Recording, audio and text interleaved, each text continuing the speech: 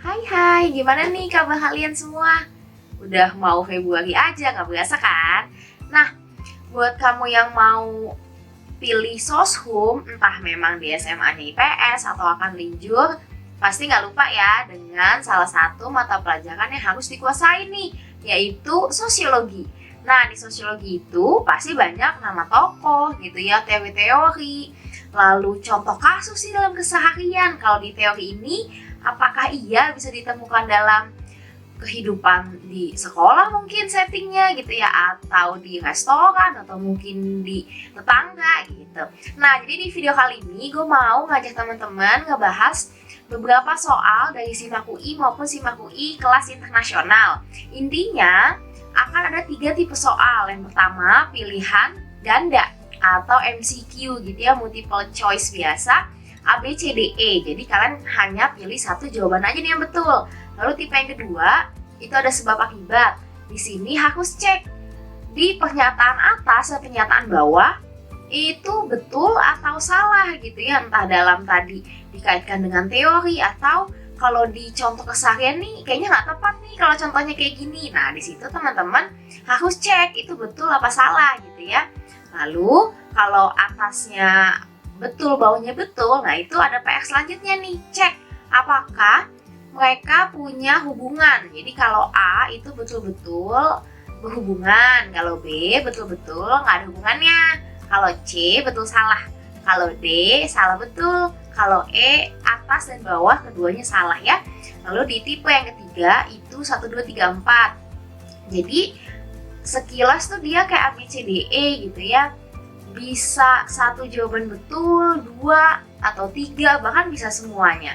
Jadi kalau kamu pilih A, itu pastikan jawaban 1, 2, dan 3 betul. Lalu kalau B, 1 dan 3, kalau C, 2 dan 4, kalau D, 4 aja, sedangkan yang E semuanya ya.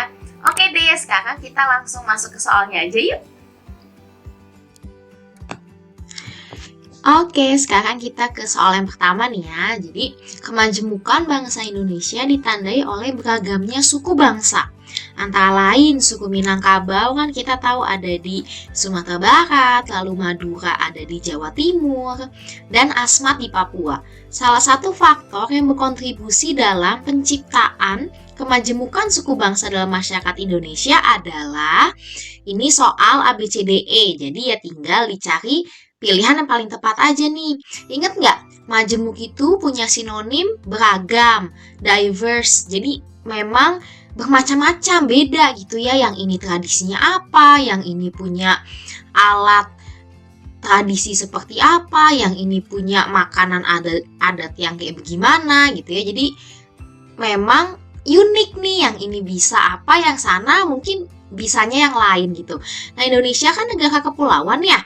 Dari Sabang sampai Merauke, kita banyak banget pulau-pulaunya gitu ya, dengan segala fenomena alam, baik dari yang gunung, lembah, sampai di dataran rendah menuju ke pantai. Jadi banyak daerah yang terisolasi. Mungkin si pulau ini gitu ya, suku ini tuh nggak tahu, oh di sana ada ya yang lain, oh mereka punya tradisi atau adat yang bisa beda-beda gitu ya.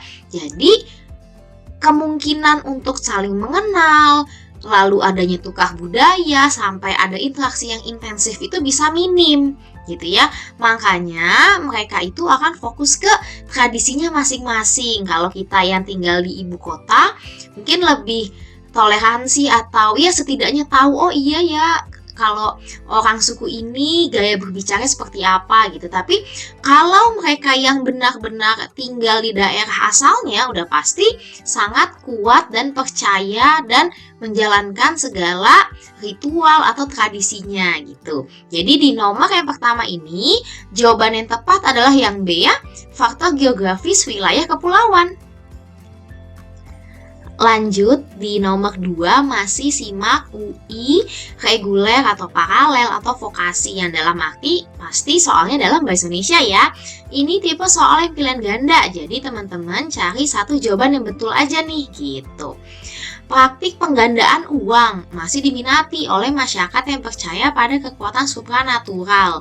Jadi hal-hal gaib tuh, meskipun saat ini kita hidup di era atau zaman modern, ternyata masih ada sebagian masyarakat yang percaya adanya penipuan tadi tuh, berkedok dengan kekuatan gaib yang di luar, aduh kok nggak make sense sih gitu ya, di luar akal manusia.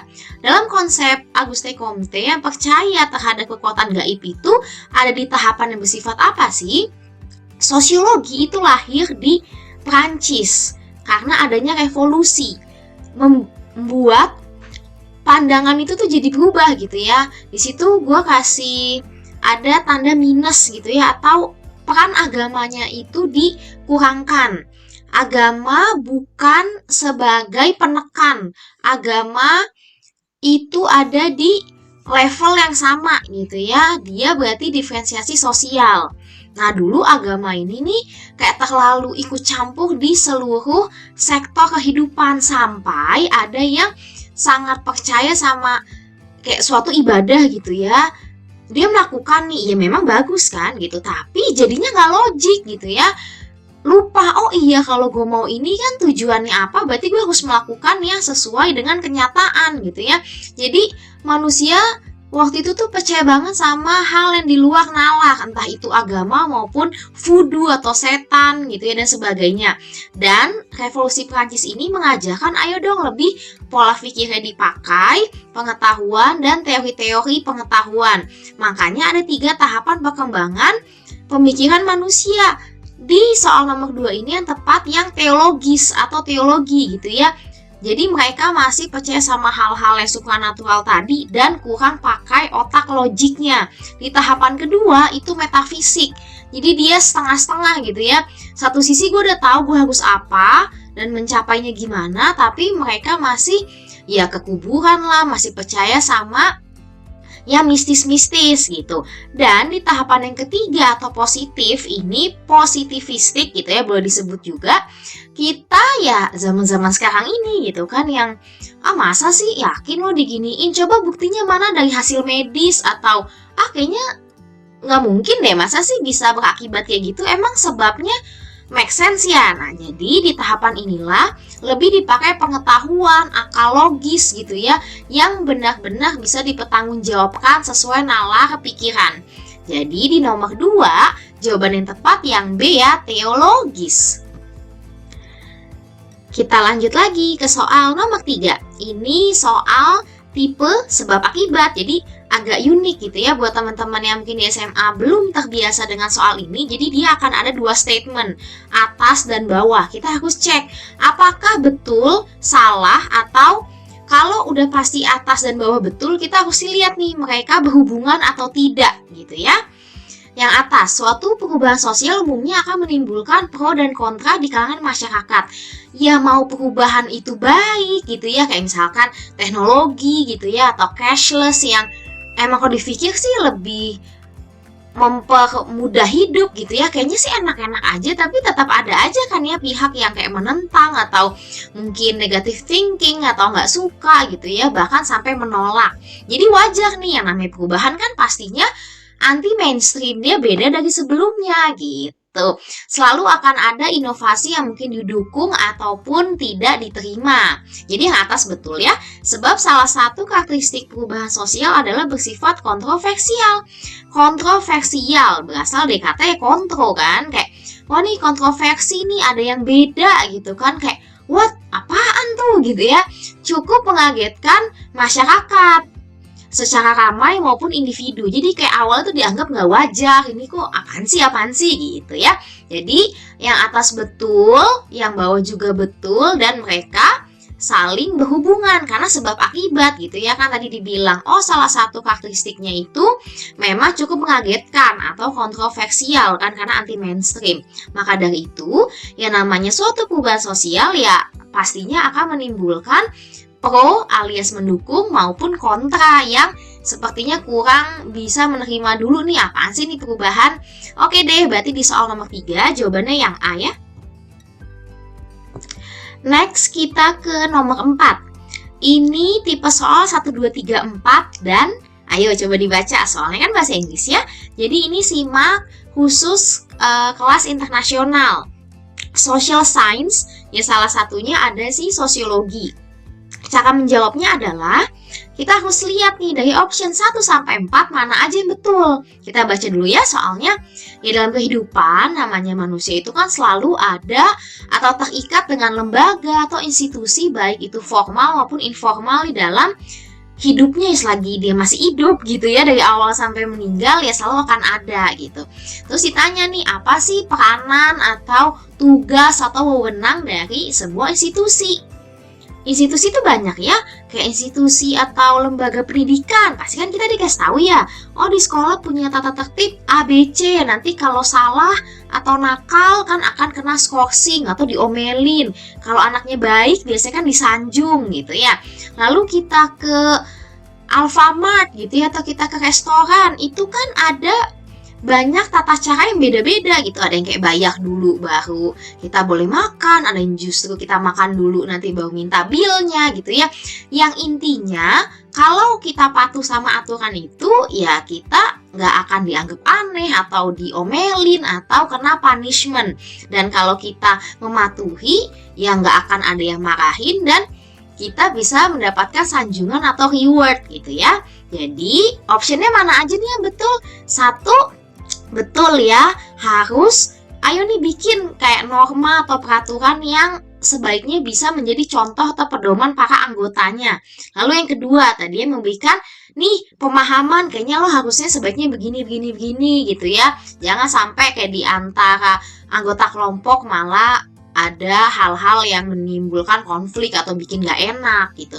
Lalu yang ketiga sama yang keempat ya tadi memberikan apresiasi atau reward. Dan yang keempat kita harus ya berani menghukum, jangan kayak takut-takut gitu ya. Karena hukum itu ya ada untuk ditaati bukan dilanggar. Dan kalau bisa ada supremasi hukum ya. Jadi semuanya tanpa memandang apapun ya, kalau dia salah harus dihukum. Jadi di nomor ini yang tepat yang E ya semuanya.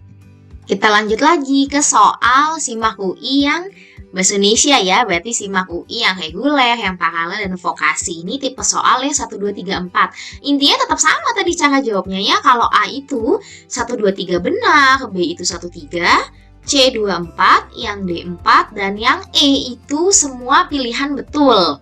Nah nanti teman-teman ya harus baca dengan teliti gitu ya, apalagi kalau soalnya kayak begini nih, soal cerita. Dalam memilih busana, Linda adalah orang yang tidak sembarangan. Dia ikut paduan suara dan dia juga ya pastinya bajunya harus kayak matching atau memperhatikan teman-temannya. Tapi di sisi lain, dia juga mempertimbangkan anggota keluarganya, ibu dan kakaknya sebagai ya acuan dia dalam memilih busana. Berarti dari option 1 sampai 4 yang mana nih? Nah, di situ gue kasih penjelasan ya. Kalau kelompok dalam in group versus kelompok luar atau out group gitu ya. Itu tuh kayak kita, ya ini kita, kalian bukan kita. Gitu ya. Jadi istilahnya agak benar-benar kontroversi atau ya gue lo gitu ya, nggak deket atau musuhan. Lalu kalau kelompok acuan itu nama lainnya adalah reference group. Jadi yang kayak kita, wah gue pengen banget kayak dia gitu ya, kayak contoh. Lalu kalau kelompok keanggotaan ya membership, memang kita menjadi anggota di situ. Lalu kelompok primer dengan kelompok sekunder ini kita sama-sama menjadi anggotanya. Kayak primary group itu ya keluarga, secondary group itu di luar keluarga.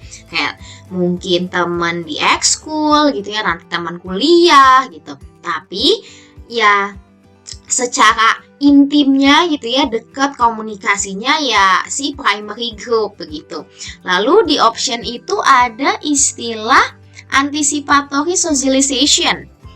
Antisipasi berarti kayak kita mencegah gitu ya, kayak nge-prevent supaya ya kayak jangan kejadian gitu ya, jangan sampai nih melakukan hal-hal yang nggak sesuai sama masyarakat di situ gitu ya, yang kayaknya dianggap salah tuh jangan sampai.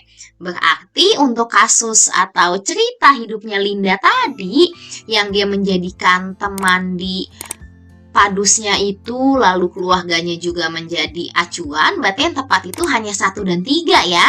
1, ibu dan kakaknya termasuk kelompok primer. Iya betul kan, primary group. Lalu yang ketiga, kedua kelompok itu menjadi acuan bagi sikap, penilaian, dan perilaku Linda dalam memilih pakaian. baik kelompok keluarga tadi maupun kelompok dia ikut serta dalam paduan suara. Oke, jadi di soal ini jawaban yang tepat yang B ya, 1 dan 3. Buat teman-teman yang nanya nih, Kak bisa nggak sih ikut SIMAK UI, ikut SIMAK KKI juga? Ya bisa gitu ya.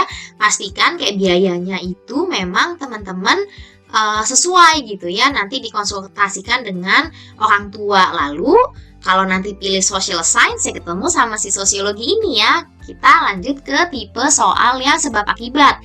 Kita cek dulu statement yang atas. Di situ dibilang the structure of society, dia punya karakteristik gitu kan. Oh, ini nih ada unit-unit sosial yang dia differences, berarti kayak beda dilihat dari etnik, lalu kan etnik itu suku gitu ya, kepercayaan atau agama, profesi, lalu warna kulit, ras gitu ya, custom, adat istiadat, itu dikenal dengan social differentiation atau diferensiasi sosial. Di situ gue bilang kayak roti sobek ya, jadi mereka tuh ya masih selevel aja, kayak lu cuma ini sama ini kan sama gitu tingginya, kayak kita beli pizza kan semua sama gitu. Jadi hanya sekedar kita beragam aja nih, nggak ada yang lebih baik, lebih jelek, lebih bagus, lebih keren, lebih oke tuh nggak ada ya. Sara atau suku, agama, ras, antar golongan. Sedangkan kalau ada social stratification atau stratifikasi sosial kan dari kata strata ya, jadi ada kelas. Di situ gue bilang kayak tumpeng nasi kan, kayak segitiga. Ada yang paling bagus, B aja, sampai kayaknya paling biasa banget gitu. Ada jabatan gitu ya, kayak positionnya apa nih, kekayaan, lalu nanti mungkin mention gajinya berapa gitu ya, pendidikan, lalu kekuasaan. Nah itu kan dilihat secara vertikal atau tidak selevel ya. Kita harus ikhlas gitu ya kalau mungkin ada yang bilang lo tuh masih kurang, masih ada kali yang lebih kaya, yang lebih mungkin berpendidikan, yang lebih bagus kualitas universitasnya atau apa gitu ya. Itu bukan baik atau enggak, tapi emang ya kenyataannya begitu, bukan sopan gak sopan gitu ya. Yang atas betul, lalu yang bawah tuh dibilang sertifikasi sosial, bukan, itu yang bawah apa? Diferensiasi sosial ya, jangan sampai ketukar tuh. Itu adalah yang melihat manusia atau kelompok secara horizontal, berarti kan betul. Yang atas betul dan yang bawah betul atau benar-benar dan mereka ada hubungannya. Ingat, kalau sertifikasi sosial lihatnya secara vertikal ya, jawaban yang ini adalah yang A. Thank you semuanya yang udah nyempetin ngeliat updatean terbaru nih video di YouTube gue. Nantikan updatean yang lain ya. Jadi selain nanti gue bakalan share mengenai soal-soal atau materi-materi, gue juga bakalan kayak nge-review apps atau mungkin makanan-makanan yang gue suka ke kalian. So, semangat ya, walaupun kalian di rumah aja, lalu kan lagi masa-masa pandemi kayak gini, selalu jaga kesehatan ya, karena sayang banget kan kalian udah belajarnya itu semangat gitu kan, terus udah nyisihin waktu, tapi amit-amit gitu, jangan sampai mendekati ujian justru keadaan kurang fit. Sip deh, kalau suka sama video ini boleh like, share, dan komen ya, siapa tahu bisa menjadi bahan pertimbangan gue akan membahas apa nih di video selanjutnya. Bye-bye!